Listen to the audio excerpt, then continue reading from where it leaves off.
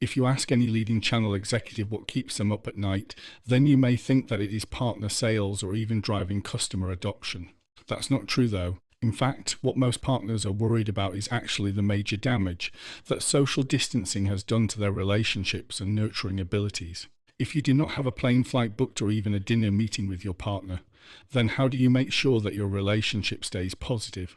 At the end of the day, partnering is personal, and it would seem that the pandemic has significantly hampered various relationships in a huge number of ways. We cannot safely break bread in a bistro or shake hands to fully agree with something, but it's important to know that relationships go far beyond personal touch. Creating a personal relationship with a partner ultimately means that you need to personalize the way that you do business. What is a partnership?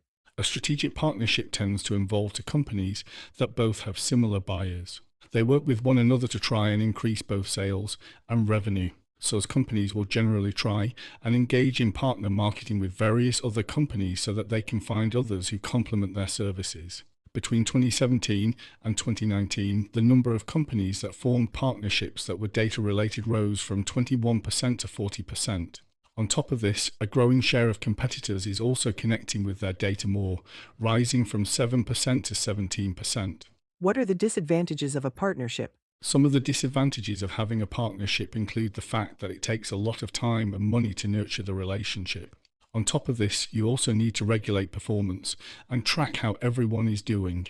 It's time-consuming but rewarding. What are the advantages of a partnership? Having a SaaS partnership can result in lower costs, a higher marketing reach, and the ability to scale and integrate when required. So many companies are opting for the SaaS model partnership, as it is a great way to differentiate while offering specialized outcomes.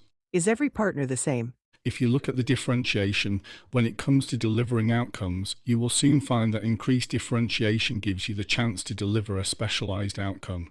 This means that no two providers will have the same business model. Technology offerings, service capabilities, sales, and even customer segments are all addressed, and so is business size and the general region. Some partners will focus more on things like pre-sale advice or consulting, and others will prioritize things like post-sales or implementation. Some of them have developed service offerings, and others are choosing to make a name for themselves in terms of driving customer adoption or success. There are even some out there who are choosing to develop their own IP and become vendors in their very own right. Vendor partner programs. Vendor partner programs are segment partners. This can include VR, ISV, system integrators, and distributors. The partner ecosystem, on the other hand, is a mix of organizations that can be all or just some of these things. Partners have managed to carve out their niche where they can be classed as being trusted advisors. They perform a lot of different roles, and they also have different needs from the vendors that they work with. The businesses themselves are unique, and to say that you cannot paint them all with the same brush would be a huge understatement. Trying to provide benefits to partners who are segmented by type means that you will have partners in various segments that are unsure of their expectations. If you want to work around this, then you need to offer flexible engagement where partners can easily choose how much they want to be invested or the benefits they are going to get. Understanding the business model. The partner manager of the future has to be able to understand the partner business. This is challenging during the pandemic, as it is impossible to visit one another in person.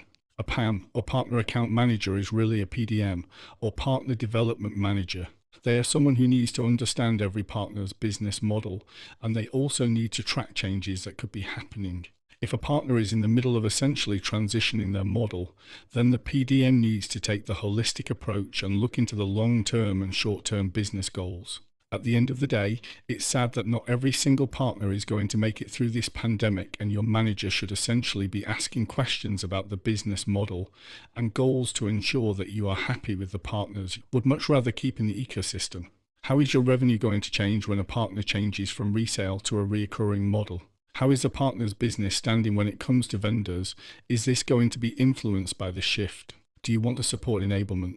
In a year's time, are they going to be the type of partner you want to have in your ecosystem? Technology and vendors.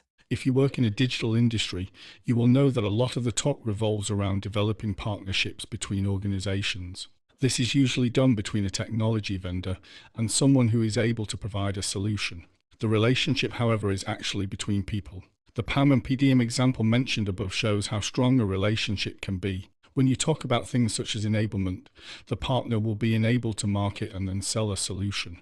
Really, though, you're talking about the individuals at the partner company. Every single one of the individuals will have their own set of skills, their own background, and even career goals. They will also have various ways of learning that are unique to them. In any engagement, you need to make sure that you talk and engage with them. One day, we will all be able to have dinner with our partners once again. You will be able to go golfing and even attend conferences. It's nice to be able to read body language, but at the end of the day, that doesn't change the underlying facts. Partnering has to be personal. Make the effort to personalize your engagements, and the rest will fall into place.